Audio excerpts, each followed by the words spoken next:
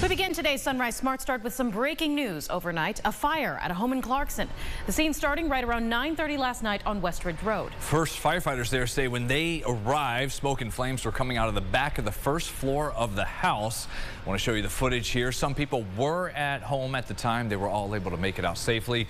Multiple fire agencies came in to help in the response to get everything under control. 5 people displaced in the meantime. The cause is under investigation. In continuing coverage and bypassing union leaders, the head of the State Department of Corrections makes another offer trying to get those striking prison workers back into work. Here are the terms. You show up to work today, you won't be penalized, prosecuted, or forced to work these 24-hour shifts. For the third time during this 3-week illegal strike by the COs, the state is imploring them who walked off the job to come back. This time, Commissioner Daniel Marticello is going around the union leader who he says failed to make good on a promise to sign the new terms of an agreement Thursday night. The latest deal includes a promise to do away with 24-hour shifts and honor COs' days off. The state also plans to actively recruit more staff, hire a contractor to screen mail and keep contraband such as weapons and phones out of the prisons, and they will look at buying TSA scanners for those coming into the facilities. I want to be exceedingly clear. This deal is for those who return tomorrow and only for those who have previously returned, who remained on the job. They spoke last night, so the new deadline was moments ago, 6:45 this morning or 6:45 tonight, depending on when the scheduled shift was for a worker. The Homeland Security Commissioner in New York says several dozen workers have already been fired, but again, they too are welcome back if they indicate a plan to return. In other headlines, the Onondaga District Attorney has been appointed to oversee this investigation into the latest inmate death at a state prison. 22-year-old Messiah Nantwi died Saturday at Mid-State Correctional Facility. Nantwi awaiting murder trial for 2 other murder cases. As of the last update, 15 employees have been placed on leave following the incident. Similar to the investigation in the fatal beating death of inmate Robert Brooks, the New York Attorney General's office asked a special prosecutor to step in due to a potential conflict. Lawyers in the AG's office say they're handling legal action involving some of those correction staff connected to Nantwi's death.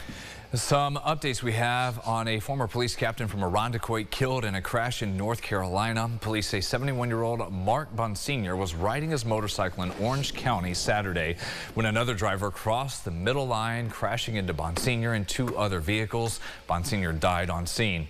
The Irondequoit police captain retired about 15 years ago. The driver accused of causing this crash faces felony death by a motor vehicle, DWI, among other charges. President Trump says he will pause 25% tariffs on U.S. imports from Mexico and Canada that are at least covered during a 2020 trade agreement. This move delays levies imposed on the nations earlier this week. Economists have long warned that tariffs are likely to lead to higher prices on a large variety of goods. But from Canada, the Premier of Ontario, Doug Ford, remains skeptical, saying they are imposing 25% tariffs themselves on electricity they send to 3 states, and one of them is New York. Last thing I want to do is turn out the lights. I'll put a tariff, but let's straighten this out. He said that before, and he switched his mind. The tariffs for them will kick in Monday if nothing else changes. He says President Trump's actions will only hurt families on both sides of the border. Don't forget, this weekend we spring forward. The clock's moving an hour ahead Sunday at 2 a.m., becoming 3 a.m. for daylight saving time. The practice started in 1918, and then you fall back an hour in November. It is still 6:51 right now. Your sunrise traffic and a view of the buses, cars getting going there from our Greater Rock Sky Eye. So far on our expressways, everything's been moving along at speed, just some slowdowns. No accident listed for 104 headed towards the Bay Bridge as you're about to merge there north of 590. We'll be checking sunrise traffic again at 7:25 during CBS Mornings. Back to the news, and the Rochester City School District is under new leadership. Dr. Eric J. Rosser has been named as the next superintendent. The board voted last night in favor of the appointment 4-2. Rosser most recently served downstate as superintendent of Poughkeepsie Schools. The district has been searching to fill the spot after Dr. Carmine Paluzzo stepped away, took a job in the suburbs in July last year. And now with nearly 25 years on the resume in education, Rosser says he's bringing a holistic approach to education at RCSD. It is my obligation to make sure that students, children that look just like me, children who struggled like I did when I was younger, have greater opportunities than I had when I was in school. You won't find an urban school district in the country that is not faced with challenges. I always approach the work that challenges equate to opportunities. At the same meeting, the board members whom Rosser will be working with talked about a different challenge of their own. James Patterson, we mistakenly said Michael Patterson earlier. James Patterson is pursuing legal action against fellow board member Isaiah Santiago because Patterson says he used a racial slur against him. They talked about this issue in public because the board had to vote on whether it was appropriate for Patterson to use board funding to pay for his petition against Santiago. The board decided not to use public money for the matter. Neither commissioner offered any further comment. As for the new super, officially takes over July 1st.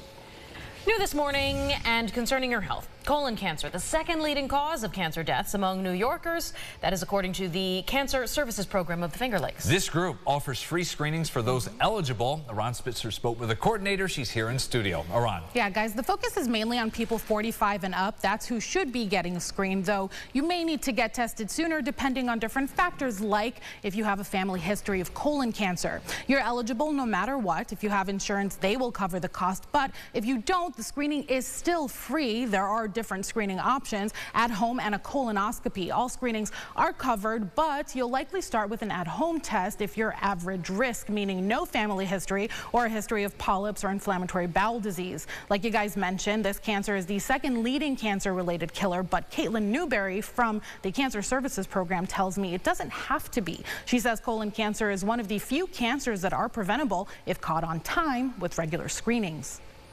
Most of the time with colon cancer, there is not any symptoms or really any indication that something is wrong until it's pretty far advanced. Whereas with the screenings, they can go in, they can see kind of what's going on, they can catch something when it's precancerous or if it's even benign and just remove it before it even becomes cancer or a problem in the body.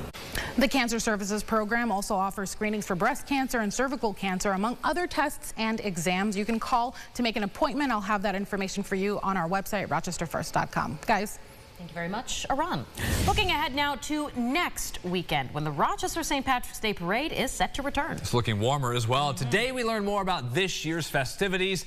Everything begins a week from Saturday. The parade begins at the corner of East and Alexander right at noon. News 8 will have a lot of people there marching down Main Street. What we know so far, this year's Grand Marshal, the Mary Cariola Center. The day before the parade, so a week from now, organizers have the annual Painting of the Green right in front of the Hilton Garden Inn. This morning around 10 o'clock at City Hall, Mayor Malik Evans and the county executive are proclaiming March as Irish American Heritage Month, and they will have Irish dancers and some music going on there as well.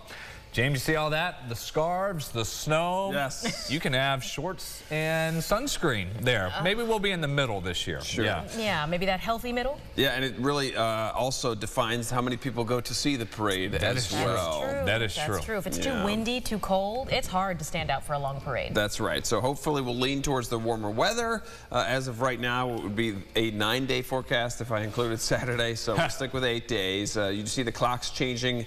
That's the big news of this weekend as we spring forward. And then more warm air next week. Just about every day you see there is going to be running above average. We'll take that. Getting closer. Tug of war with spring. Thank you, James. Have a great weekend, everybody.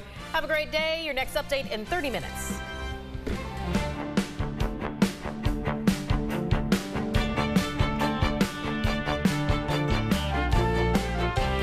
Follow News 8 wherever you are on rochesterfirst.com, Facebook, X, and on our app for news and weather.